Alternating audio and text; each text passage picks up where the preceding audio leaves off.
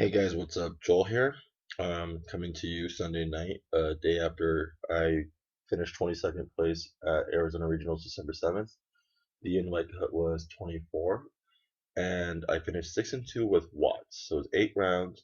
Arizona did not cap 20 or 200 people. It finished at 197. So yeah, it was a small regionals, shorter regionals, and I could have finished 7-1, but round four I did give off the win to my friend Scola so he can get his invite. So maybe I could have finished 7-1, but my matchups for the rest of the day would have been a lot different, obviously. So we wouldn't know that for sure. I'm gonna go into the deck and I'm gonna just explain a couple things, go quickly. Things that don't need to be explained obviously don't have to be explained, and then things that do will be. So yeah, as you can see, it's a 42 card deck, but I like it at this style. It just gives me a lot of variety I can play off of. So let's go. One card D. Card D, obviously turn one if you can get it through duality or just draw it.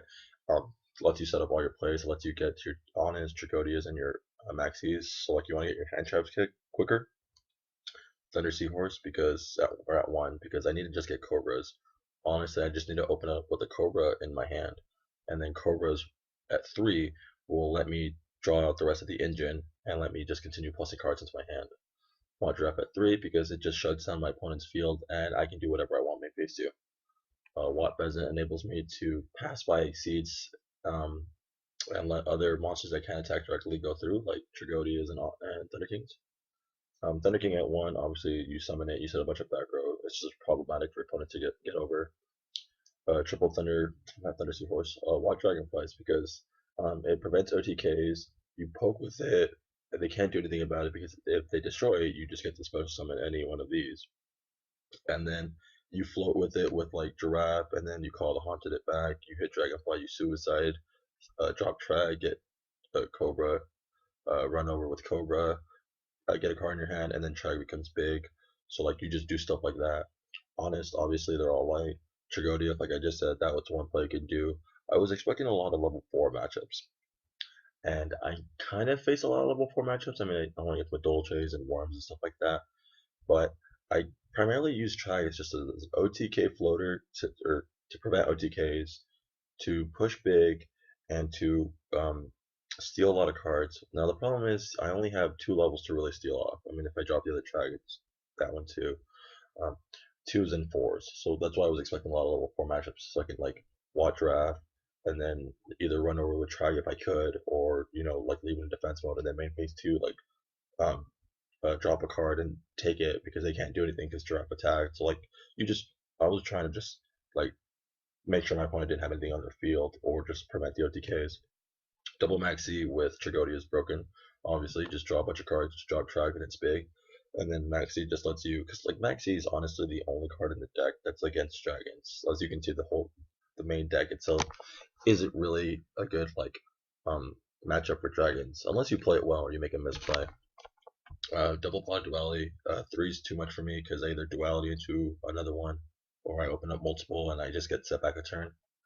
Shardigrade at two because honestly, it's an MST floater, Dust Tornado floater, um, Blaster, any other card that just does destruction like Dracosag.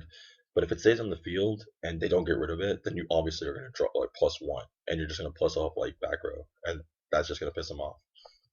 Triple MST because you need your card to get in there, and like Ravine and enter and return from different dimension, or hitting a return from different dimension on their end turn is just really good. Like you can just do whatever you want. Book of Moon, Dark Hole staples. Double Phoenix Chain because originally I was playing triple, but ended up going to the one T-Roar as you can see, and that ended up working better because the T-Roar also prevents OTKs and just basically ends their turn. Compulse breaks up plays, Bottomless is just too good, Double Mirror Force to punish bad players, Double Call the Haunted so you can do shenanigans with Watt Draft. Once draft attack goes through, call the Haunted anything you want and just keep pushing. And it's even more broken if you have like double Call Haunted set. Trump Stun because you need to get your stuff in. It breaks up Abyss Spheres, return from different dimension, which is going to help you win because that's half their life points. Maldoche Palooza, there's just other trap cards that people will play, and it's just really annoying. Dust Tornado at 2, again, you just need extra MSTs. The Dust Tornadoes are basically to break off any other plays. another Ravine, stuff like that. Because if they main deck like Royal Decree, that's what you need your MSTs for, and your Dust Hand can hit anything else. Dimensional Prisons because it hits Stardust and any other problematic card is just another like 1-for-1 removal. Solemn Warning and Threatening Roar, again, it just breaks up the OTKs, it just ends their turn. Side deck. DNA Surgeries are the only card I did not side in because I did not face Noble Knights and Spellbooks. Other than that, everything else I sided in didn't mean I used them though. Spell Shattering Arrow and Rivalry of the Warlord. Spell Shattering Arrows, Noble Knights, and Fire Fist. Because with Noble Knights you hit with Giraffe and then you Spell Shattering Arrow and they don't get their effects and they lose 25. Well, they lose 37 with Giraffe if they have like a lot of if their whole back row is full, or you just hit them for however many they have. Set it in against Fire Fist. I didn't use it. I didn't draw it. Rivalry set it in against Constellars. Didn't draw it. Um, all my matchups will be down below, so you get to see what I played. False Dino, obviously against Dragons. Goes and match, same thing. Threatening Roar, I set it against Dragons, Maldoches, and I think Worms, because I really didn't know how Worms played, so I needed to stop. But I knew that they had an Icarus attack, so um, Threatening Roar was just good. Vanity's Emptiness, obviously Dragons. DNA Surgery, like I said, against it was supposed to be Spellbooks and Noble Knights, but I didn't play any of that. Overworked at 2 because it's like a Mirror Force against Harpies and Fire Fist, and Imperial Iron Wall because Dragons are a thing. Extra deck. Abyss Dweller, made it once. Double Gargoyle Cowboy, made one once. Never made My Stroke, never made Utopia.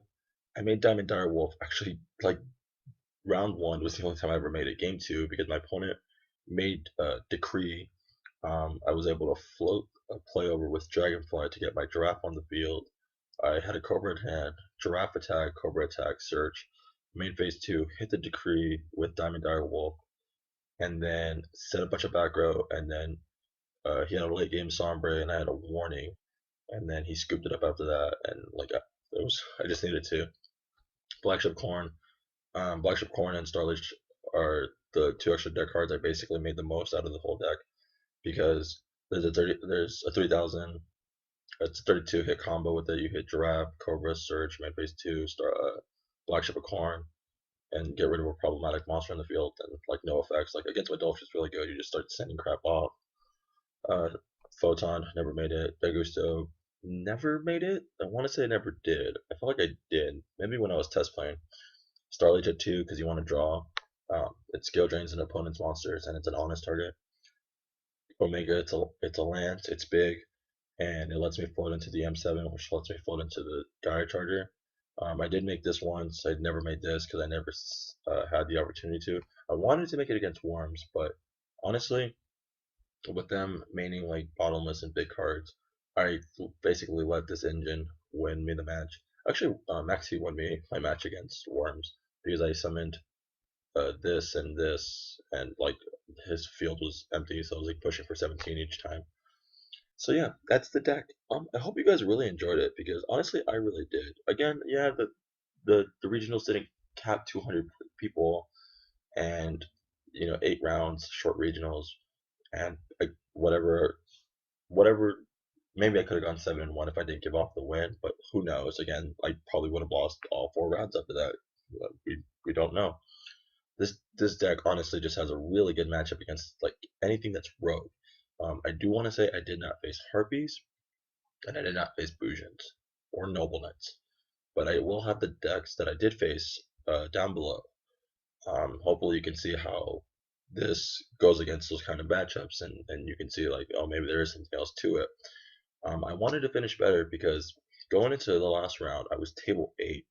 The guy I gave my win to, my friend, he ended up dropping. So my tiebreaker there was bad.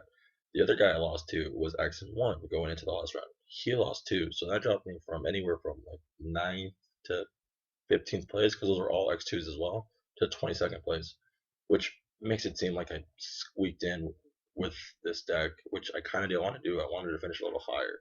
I wanted it to look like it was impressive, but there's nothing I can really do about that. But yeah, that's the deck, and it's honestly it's pretty budget when you think about it, because these are reprinted.